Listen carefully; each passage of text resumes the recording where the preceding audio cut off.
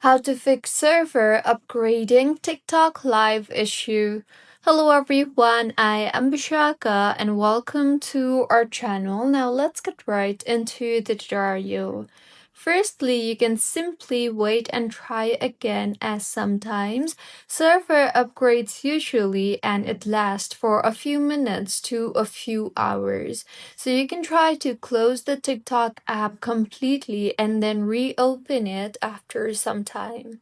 See if that helps, and if not, then open App Store on your device and tap on the search bar and search for TikTok and make sure the TikTok application is updated to its latest version, and if not, then go ahead and update the app further.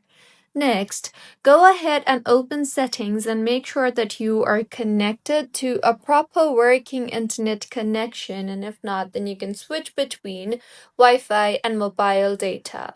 The next fix for this issue is in settings again, tap on general and then on iPhone storage. Here, navigate to TikTok and tap on it. And further, go ahead and offload the app, as doing this will free up storage used by the app and will keep its documents and data safe and will help in clearing the cache in the application. See if your issue is fixed or not, and if not, then open TikTok and then tap on your profile option at the bottom right. Further, tap on the three lines on the top right of your screen and then tap on settings and privacy.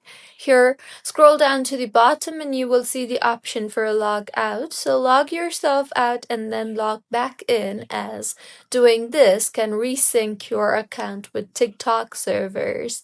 See if your issue is fixed yet or not, and if not, then it might be a server problem, but so for that you will need to simply wait and wait for the server to be perfectly fine by itself. So these were a few fixes on how you can fix server upgrading TikTok live issue. If you find this tutorial helpful, please like the video and do comment if you have any queries. Also, do subscribe to our channel for more helpful tutorials like this. See you on the next one.